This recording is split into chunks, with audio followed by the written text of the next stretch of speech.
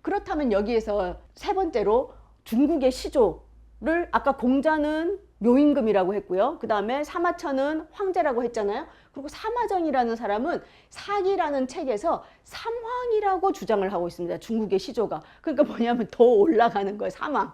그 삼황이 누구다? 태호복희, 그 다음에 신농시, 또 어떤 사람은 수인시, 어떤 사람은 또 헌원시 이런 이야기를 하는데 어쨌든 이 삼황, 옛날 옛적 한옛날에 있었다라고 이야기를 하는 겁니다. 그런데 이 헌원시라는 사람하고 소호시라고 하는 사람의 관계가 어떠냐라고 하는데 이 사람의 관계는 부자 관계예요. 헌원시의 아들이 소호시예요. 그런데 예전에는, 지금은 정말 이해할 수 없겠지만 남자하고 여자하고 1대1로 지방 간에 이렇게 혼인을 했잖아요. 근데 옛날엔 2대2로 결혼을 한 거예요. 어떻게 그럴 수 있느냐. 그 시대로 생각하시면 돼요. 기원전 언제다? 2700년 더 이전이다. 그런 얘기를 하시면 되는데, 이 신농시의 큰 사위로 아버지 헌원이 가. 그리고 작은 사위로는 그 아들 소호씨가 되는 거예요. 그렇게 해서 왕위를 물려주게 됩니다. 그렇다면 누구한테 물려주냐? 큰 사위인 헌원씨에게 물려주려고 했는데 헌원씨한테 안 물려주고 소호씨에게 물려줬다는 거예요, 왕위를. 근데 왜 그랬느냐 하고 알아봤더니 큰 사위 헌원씨는, 여러분 그 황제 헌원이 누구랑 많이 싸웠다 이런 얘기 들어보셨죠? 누구? 치우천왕과 70여 차례 전쟁을 벌였다 이런 이야기 보셨을 겁니다. 10년 동안 전쟁을 했기 때문에 거기에만 몰두를 하느라고 이러한 정치적인 그 왕위 계승하는 데에 문제가 발생해서 헌원씨는 왕위를 잇지 못했다라고 하는 것입니다. 그 대신에 헌원씨의 아들이며 신농씨의 작은 사위인 소호씨가 제왕이 되어서 오제의 첫 번째가 되었다라고 하는 것입니다. 자, 이렇게 헌원씨와 소호씨가 우리 동이족과 어떤 관련이 있느냐 하는 얘기는 이렇게 중국의 이야기에만 있는 것이 아닙니다. 어디에 또 있다? 바로 삼국사기에 있어요. 어디에? 삼국사기 김유신 열전편에 보면 그 김유신의 묘비명이 쓰여져 있거든요. 그 묘비명에 김유신을 어떻게 소개하고 있느냐? 헌원의 후예요, 소호의 종손인 김유신, 이렇게 나와 있어요. 이 역사를 모르면 이 헌원이 누구고 소호인지 모를 텐데, 보세요. 헌원과 소호의 이야기가 김유신 이야기에서 나온다는 것입니다. 그래서 이러한 것으로 봤을 때 이 소호씨, 헌원씨 모두, 삼왕 오제 모두가 우리 동이족이다라고 하는 주장이 뒷받침되는 문헌들이 중국뿐만이 아니고 우리 삼국사기에도 이렇게 나와 있는 것을 알 수가 있습니다. 자, 그렇다면 이제 그 이후에 요순 시대로 이제 들어가죠. 삼황 했고 오제 중에 그 요순 임금이 나오는데요.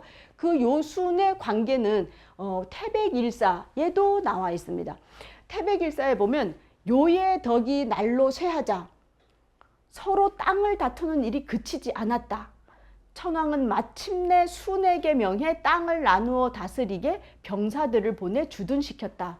그리고 함께 요를 공격할 것을 약속하니 요는 운이 다해 순에게 의지하며 목숨을 보존하고 나라를 넘겨주었다라고 태백일사에 나와 있습니다. 그러니까 뭐예요? 그 중국 사람들이 막 그 미화하듯이 요순이 뭐 덕이 있는 순에게 뭐 이렇게 선양을 했고 아름답게 했다, 이상향으로 이렇게 했다, 그게 아니라는 거예요. 뭐예요? 막 싸움이 났어. 싸움이 난 이러한 이야기들도 있고요. 또 그 신라의 명재상으로 알려진 박재상이 쓴 부도지라고 하는 책이 있잖아요. 그 부도지에도 유호씨가 마침내 참지 못하고 요를 꾸짖고 요를 토벌하니 순은 하늘을 우러러 통곡하고 요는 몸을 둘 땅이 없으므로 순에게 양위하고 스스로 갇혔다. 그렇게 아름다운 선양이 아니었다는 겁니다. 그리고 또 우리 책에만이 아니라 한비자에도 나와 있어요. 순이 요를 핍박하고 우가 순을 핍박해서 왕을 시해하고 천하 시해를 했는데도 뭐라고 돼 있어요? 천하가 선양으로 떠받들고 있다라고 비판을 하고 있습니다. 그래서 우리가 요순 시절, 뭐 선양설 이러한 것은 나중에 이후에 중국의 역사학자들이 이 중국의 시조를 아주 아름답게 미화하기 위해서 선양설을 많이 퍼뜨렸다라는 것을 알 수가 있다는 것입니다. 자, 그러면 이제 삼왕오제 그 다음에 나라는 하은주로 이어지는 나라가 있잖아요. 이 하은주도 뭐라고 한다? 바로 동이족이다 이야기하고 있습니다. 그건 좀 맞을 것 같은데 또 구체적인 내용을 한번 본다면요. 하나라 시조 우, 은나라 시조는 균, 주나라 시조는 후직 이렇게 되어 있는데요. 이 중에서 이제 20세기가 돼가지고 이제 1900년대가 들어서면서 이 중국의 옛 역사에 대해서 의문을 품는 사람들이 나오기 마련이잖아요. 학자들이. 그래가지고 그 사람들이 이제 고사변파 학자들이라고 하는데 이 사람들이 또 공부를 또 엄청 연구를 해가지고 새로운 발견들을 해냈어요. 그 중에서 대표적인 학자인 양관이라는 사람은 뭐라고 얘기했냐. 하나라 시조인 우 그리고 그의 아들 개는 원래 동이족의 신이었다라고 주장을 했습니다. 또 그 외에도 임해상은 중국 민족사라고 하는 책에서 진, 초, 오, 월 이러한 나라 등도 동이의 나라다 이런 책을 또 썼고요. 또 언어를 통해서 역사 연구를 한 아주 유명한 주하견이라고 하는 학자가 있어요. 이 주하견이라는 학자는 또 뭐라고 했느냐. 하은 주나라가 북방족과 기원이 같다 이렇게 주장을 하고 있습니다. 그래서 이러한 것들을 봤을 때 지금 뭐 하은주, 뭐 단대공정, 뭐 중국에서 이런 거 막 하잖아요. 그런데 그게 다 누구다? 알고 봤더니 동이족이다. 이거 옛날에 우리가 막 주장할 때 다 환빠라 그랬어. 근데 지금 어떻게 한다? 중국이다 지금. 아니 도저히 안 돼. 이래가지고 동이족 문화 박물관까지 만들었다라는 것을 알 수가 있습니다. 그러니까 우리가 정통 그 매국 사학 말고도 우리의 민족 사학이 정말 거짓이 아니고 그것이 정말 진실이었다는 것을 이 이후에 오히려 중국 사람들이 밝혀내고 있다는 것입니다. 그래서 우리는 이러한 민족 사학계의 이야기들에 귀를 기울일 필요가 있다라는 생각이 들었습니다. 자, 다음으로 그렇다면 이렇게 중국에서의 역사들도 우리의 역사로 이제 동이족의 역사로 많이 알려져 있는데요. 그렇다면 우리가 주로 이야기하고 있는 우리 민족 배달국과 고조선은 어떠한 역사들을 가졌는지 잠깐 보도록 하겠습니다. 먼저 고조선 이전에 배달국이 있었다라고 하죠. 그 배달국은 바로 18대 한웅이 다스렸다라고 되어 있습니다. 그 중에서 우리는 14대 치우천왕 많이 알려져 있죠. 오늘도 이제 새벽에 월드컵을 또 하게 될 텐데요. 온 거리가 붉은 악마로 막 물들여지잖아요. 이 붉은 악마라는 거 2002년도에 우리나라에서 한일 월드컵을 할 때 거리에서 갑자기 그때 우리 붉은색 안 좋아했잖아요. 빨간색. 근데 온통 빨간색을 뒤엎더니 막 무슨 기와장에 도깨비 문양들을 막 이렇게 해가지고 저게 도대체 뭐야? 라고 한 사람들 많았습니다. 그런데 정말 놀라운 일은 그 붉은 악마단, 그 축구를 응원하는 그 단의 단장이 옛날부터 이런 게임이라든지 역사 이런 걸 좋아했대요. 그러다 보니까 그 게임이나 캐릭터에서 제일 힘이 센 게 치우였다고 합니다. 그래서 치우천왕에 대해서 공부를 하다 보니까 이 치우천왕이 바로 우리나라 배달국의 14대 환웅으로서 중국의 황제 헌원과 70여 차례를 싸워서 전승을 했던 그런 사람이다 라는 걸 알게 되면서 월드컵에서 우리는 무조건 이겨야 된다. 그래서 우리 민족의 가장 싸움을 잘하고 군신으로 알려져 있는 치우를 우리가 이 엠블럼으로 하자라고 해가지고 2002년에 대한민국 하면서 전 우리나라를 물들였던, 그러면서 이 치우천왕에 대해서 많이 더 알리게 됐고요. 이러한 기와에도 저런 도깨비 문양이 바로 배달국의 그런 군신인 치우를 이야기하는 것이었구나 하는 거를 많이 알게 되었습니다. 그래서 그 이후에 보니까 이렇게 치우천왕이라고 해가지고 조폐공사에서 이러한 것도 만들 정도로 우리가 많이 알려져 있는 그런 인물이 되겠습니다. 그래서 이렇게 치우천왕이 있었고요. 그리고는 고조선 건국 200년 전인 서기전 26세기에 이 치우천왕은 산에서 광석을 캐가지고 그거를 철, 쇠로 재련을 해서 그걸로 갑옷, 그 다음에 무기 이러한 것들을 만들어가지고 천하무적의 군대를 양성했다라고 해서 이 투구를 쓴 모습에 놀래서 마치 도깨비와 같다라고 해서 놀랬다라고 하는 거잖아요. 그러한 치우천왕의 자랑스러운 이야기를 우리가 지금도 하고 있는 것입니다. 그래서 당시 황제 헌원은 10년간 70여 차례 치우천왕과 전쟁을 했다. 그래서 이 지역에서는 유명한 거죠, 치유천왕. 그렇기 때문에 그 이후에 중국의 진시황이라든지 한무제도 이 치유천왕을 군사의 신으로 떠받들면서 전쟁에 나가기 전에 반드시 제사를 지내고 출정을 했다라고 하는 기록들이 나와 있습니다. 그렇다 보니까 어떻게 해요? 옛날에는 이렇게 막 싸워가지고 치유랑 이 황제 현원하고 나쁜 사이였는데 이제는 어떻게 해야 돼요? 이 치유까지 자기들이 가져가고 싶은 거야. 그러니까 그 이후 역사책을 오히려 수정을 해가지고 우리 같은 동이족인데 말이야 이렇게 했다 이러면서 아까 동이문화박물관에 4대 영웅으로 치유천왕을 이제 자기들의 조상처럼 이렇게 이야기를 하고 있습니다. 그러다 보니까 지금 중국의 또 다른 그 삼조당이라고 해가지고 중국의 뭐 3명의 아주 유명한 조상 삼조당의 이 치유천왕의 동상까지 이제 모셔놓고 있는 이러한 지경에 있다는 것입니다. 우리 매국사학자들이 반성해야 된다는 거예요. 이렇게 우리가 치유천왕 이거 옛날부터 이야기를 했거든요. 그런데 듣지도 않고 이러고 있더니 이제사 이러한 것을 중국 학자들이 이러한 치유천왕을 오히려 자기들의 것으로 가져가고 있는 이런 상황이니 우리의 그 역사학자들이 이러한 치유천왕에 대해서 이야기했을 때 이러한 것을 외면하지 말고 먼저 이런 자랑스러운 역사를 알렸어야 되는데 이제 뒤늦게 와서 이걸 놓치는 격이 아닌가 하는 그런 안타까움이 있습니다. 자, 그렇다면 이제 배달국 이후에 우리 이제 교과서에 나오는 거죠. 바로 고조선입니다. 그런데 이 고조선은 삼국 유사에 기록이 되어 있죠. 단군 왕검이 나라를 세우니 그 시기는 중국의 요임금 때와 같은 때이다 라고 해가지고 요임금과 같은 시기, 중국 요임금은 뭐예요? 기원전 24세기 이렇게 되어 있거든요. 바로 우리가 외우고 있는 BC 2333년과 그 시기가 맞아떨어진다는 것입니다.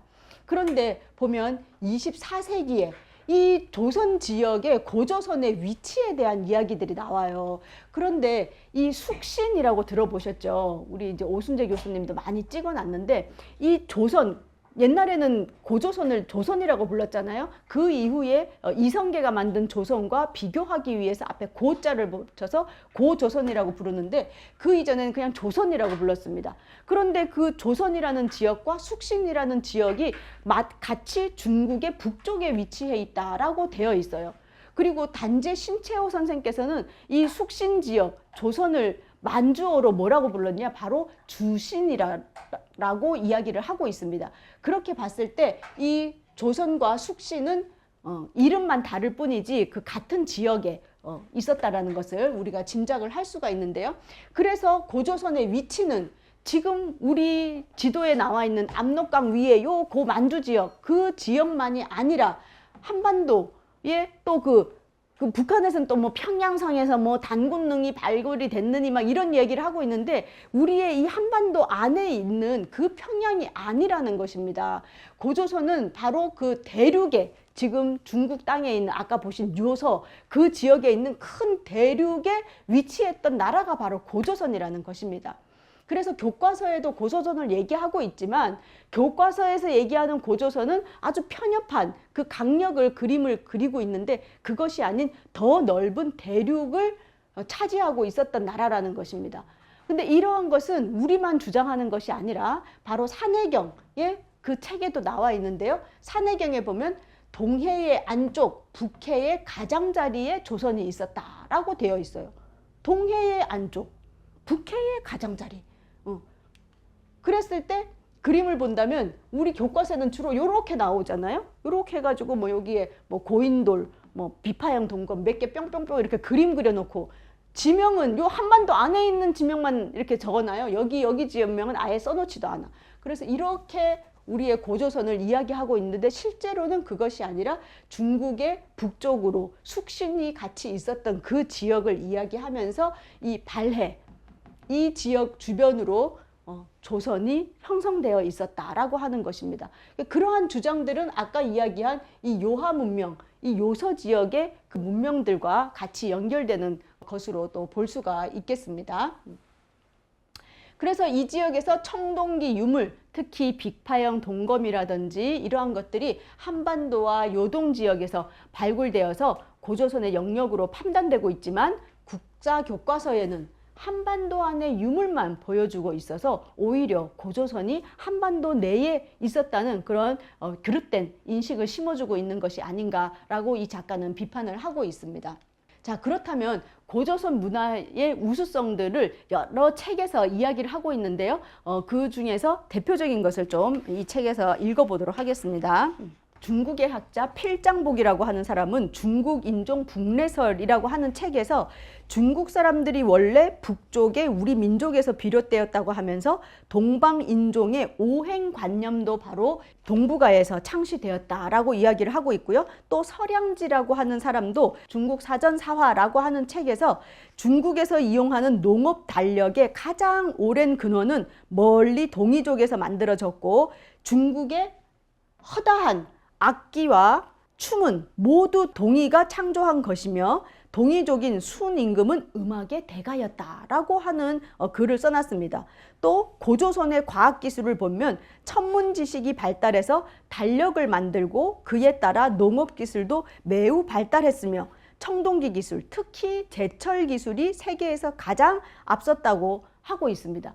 서양형보다 더 빨랐다는 것을 이야기하면서 우리 고조선의 문화의 우수성들을 이야기하고 있는데 그냥 우수했다 이런 것이 아니라 보다 필장복의 중국인종 동래설, 그 다음에 서량지의 중국 사전사화 이러한 책들을 근거로 들어서 얼마든지 그러한 근거들을 바탕으로 이런 고조선 문화의 우수성을 얘기할 수도 있는데 우리 사학자들은 뭐라고 한다? 이러한 얘기를 하지 않고 오히려 곰하고 호랑이 앉혀놓고 신화라고 이야기를 하고 있으니 정말 복장이 터지는 일이 아닐 수가 없습니다. 그 다음으로는 이제 우리가 이 동의 그리고 구이라는 것을 알아볼 텐데요. 여러분 동의는 많이 들어보셨는데 구이는 잘 못 들어보셨을 것입니다. 그래서 이 책에서 작가가 이제 설명을 하고 있는데요.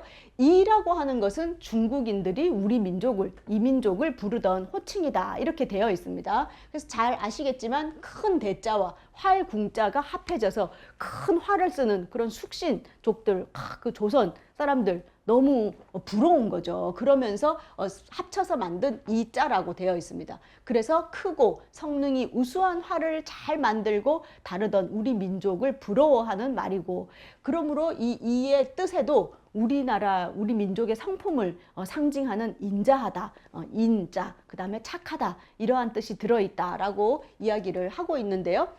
자, 여기 보시면 이제 동이라고 하고 구이라고 해서 이 지역을 이렇게 지도로 잘 표시를 해 놓으셨습니다.